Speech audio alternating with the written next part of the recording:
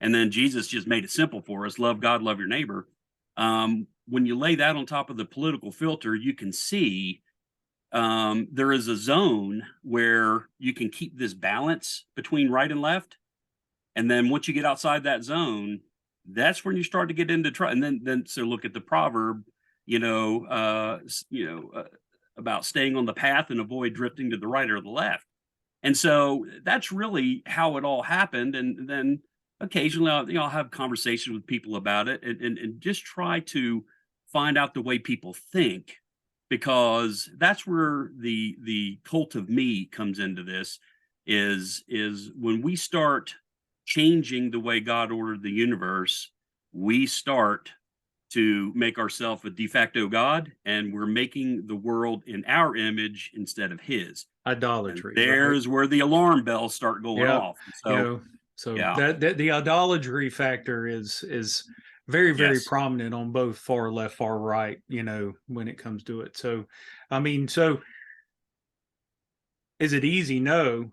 I think it's even harder if you're not deeply rooted into your scripture. I mean, with all this being said, um, you you can't create truth without knowing it. You can't judge this stuff without knowing truth. So being able to study the Bible for its current day value, because it changes every time I read it. And I know we've talked about this, is that you can read the same passage 100 times and it changes with your life and where you're at in life. But a constant study there is so critical to keep this. So, thank you for that, Wade. That that's one of these questions that most pulpit pastors and stuff like that, and nothing against them, is that they just have a different they have a different purpose, where paraministries like yours can step into these places and actually make a conversation about this. So I really do thank you for being able to stand up in this, which is difficult. So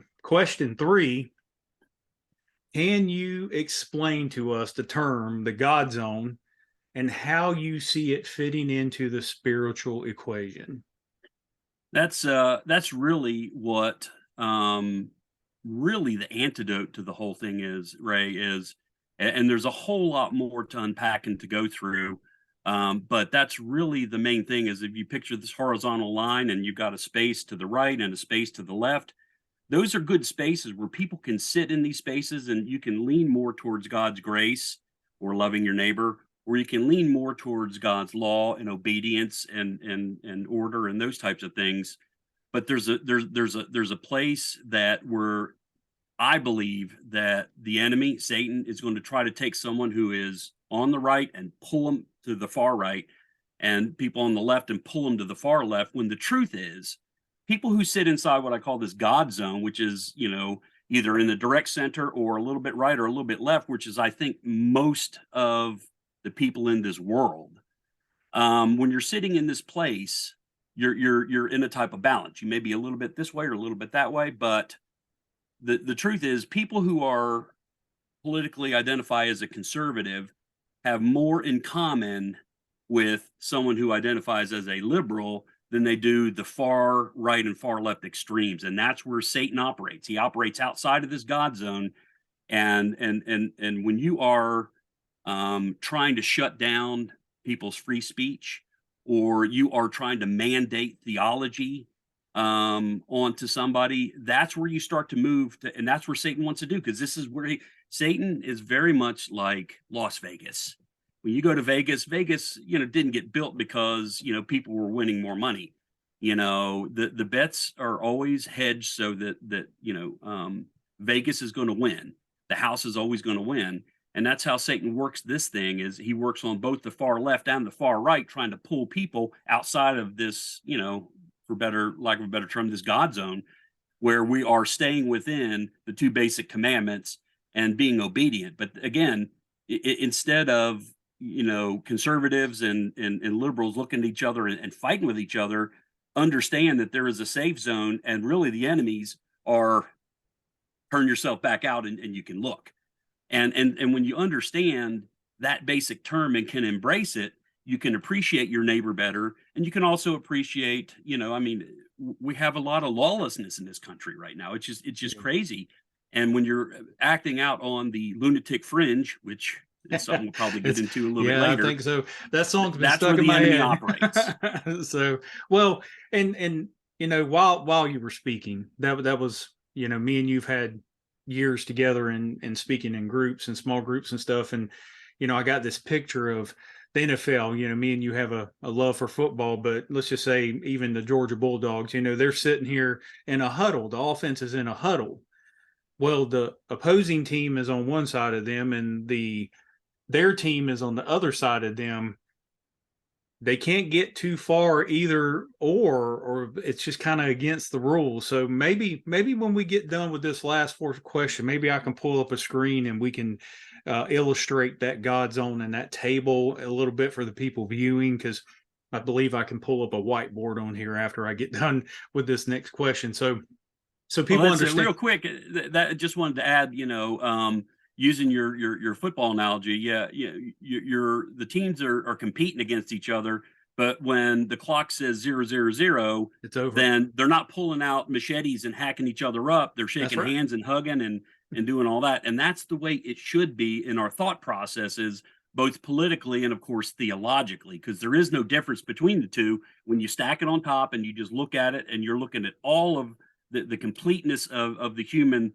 We have our intellect or our soul, which is our own intellect, our experiences, and our spirit made in the image of God. Those two things are sitting on top of each other. That's what this book is really about, and what this concept is about. Because when you understand that, you can understand how the enemy operates. And really and truly, just about everything I write has to do, it always tracks back to the same thing: the spiritual war that we're all born into. There is good and evil, and evil must be fought against no matter what you identify as politically. There is good and there is evil, and there's only one benchmark for what good and evil is, and that's the creator of everything, which is Jesus Christ. And before we get into summarizing that, is that there's good and evil on both sides of the fence. Oh, you bet there is, and just I like think Vegas. I think that's where where it gets tangled. Is like, well, if you're not with me, then you're wrong, which is completely wrong. There is people that have more, conservative views that are very, very much into knowing what the difference in right and wrong. But just because you're on one side on one team or on another team doesn't mean there can't be truth and right in there. But ultimately, we have to filter it through that center, that God zone, to say, hey, look, we don't live our life off just the world itself. We live it through Scripture. So let's get to this lunatic fringe. I mean, like I said, that song's been stuck in my head. So question 4, and this is the last one for us. So what about the lunatic fringe on the far right and the far left? I mean, so who sung that? Was that Red Rider, or was that? I believe it was, yeah. It Yeah, was just, I am old enough to know exactly, yeah. So, But that lunatic fringe really does apply here. And here's the thing: is this is where you have to bring in history, and I'm a great lover of history. I guess I almost inherited it from my dad, a fascination with World War II, particularly World War II in Germany, and what the what the Nazis, were doing, and just, how crazy they were and obsessed with the occult and these types of things.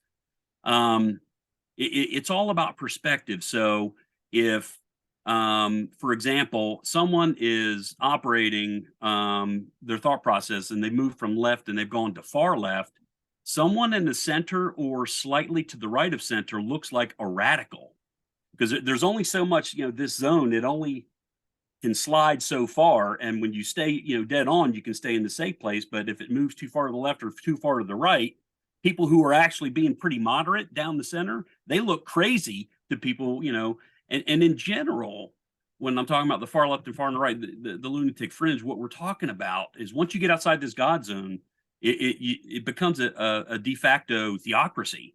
On the far right, it is false religion where, listen, when Jesus said it is finished, the theocracy ended. And, that's one of the things I think that fellow Christians tried too much, to do. I mean, having a place where we can share the gospel and people are free to choose. I mean, that freedom is such a wonderful thing. And if we stick with the Constitution, versus, Democrats or Republicans or independent, whatever.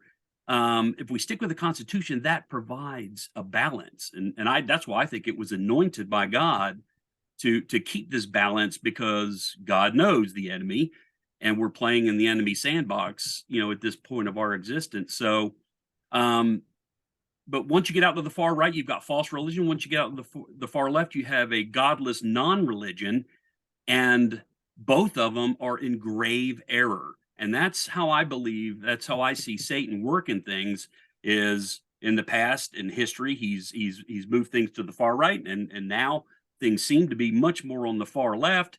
And Americans are rebelling, because the truth is, to be decent, there has to be some element of respecting, the law and order, and having grace and showing compassion for your neighbor. It's just it's very simple. But Satan always operates out on the fringes and tries to pull people. And if you just think about history, it's been far right and far left. If you think about political elections, it'll typically be 2 terms with this one and 2 terms with that one, and it swings back and forth, because that's how Satan is rolling. That's how he's playing his game. And we have to be smart enough to step outside the matrix. Ooh, And that's exactly what it is. I like that. This is a political matrix that we are living in. And until you get outside of it and realize what is going on, and take perspective and defend what is right, defend things, once again, if you are a liberal, you have much more in common with a conservative than you do anyone on the crazy far left who want domination. And that's the problem with the lunatic fringe. On the far right and on the far left, they want to control people and take our freedom away. It's Satan. It's the same thing with just a different window dressing. Satan's doing the same thing because he wants control. Well, but farewell, my king. I mean, we can even look back into the Old Testament and see how well kings worked out for God's people. There was a couple that were okay and that were good kings, but even the good ones really stunk. I mean, Right. when it really boiled down to it. So we've always want this graven image of ourselves, something that we can look into that makes us feel so much easier about doing this. So, Wade, we've got just a couple more minutes here, because we're working. I got one more thing I want to say, Ray. Yeah, we're working on Bootstrap. Please donate to the ministry. We're working on free programs. So we're recording here and got a 30-minute window. So we have 6 minutes left. So give me your one thing, Wade, and I will close this out and get us on to preparing for the next podcast. Well, I've got several topics for us to go through. We could start to slice and dice and get into the basic details of it, but I want to leave every single one of these with this basic thought that came to mind. Is if you can see the visual of the front cover, you can see that there is one king and standing up, and the rest are falling down. And it's this. Here's the concept: there is only one king, and it ain't none of us. That's right. Jesus is the King of Kings, and the order that he has established is more important than what we try to do to remake this world in our image. And when we stray away from his 2 commands and the balance therein, then we're playing in the enemy's game, and we're serving the enemy, even if we don't know it. And some of these concepts are for, I speak and write from a Christian perspective, but a lot of my stuff can be appreciated by even non-believers who are open-minded and not angry and want to listen, because I rail against man-made religion and just try to show the basic truth of this. And again, this concept is something I want to continue to unpack as we go along. But yeah, just remember, there's only one king, and it ain't none of us. Go ahead, Ray. You want to close this out? Hey, thank you so much. Look, this is one of many. We're going to be bringing more topics to market, and this podcast is going to be something that me and Wade do quite frequently. We're looking right now at one a week, so hopefully we can keep that schedule. Might not always be on video, but I mean, we're going to try to do all these on video so we can use them on YouTube. So once again, I want to close this out with thank you very much. It has been a blessing for us to live out our ministry in this with you. Please visit Wade on his Facebook page, Wade J. Carey author. You know, you might pick up his personal page if you just do Wade J. Carey. Email us farewellmyking@gmail.com. And then, of course, wadejcarey.com is a perfect place to go. And at last, please go to Amazon and get a book. Hidden Harbor is a great way to start. Or if you want to start at the beginning, we're actually right now putting Market, Walk Through Market, which is the first of these, the Flamosaurus series. This is book 1. And it tackles this very topic of the political climate that we're in. So with just a few seconds left, I want to say to everybody that there's hope in the gospel. There's freedom in the truth. And Jesus is the only way, because there's no other way that could have gotten us to this place. We can't do it on our own. And I mean, once we're saved, once we are redeemed and repented, we still need community, and we still need to put our shoulders up against believers. And that's what me and Wade want to do. Wade has been driving this with his pen for many, many years. And now I just want to help him be the squeaky wheel, because, you know, I like to make noise. But thank you, Wade. We're going to get back to this again very, very soon.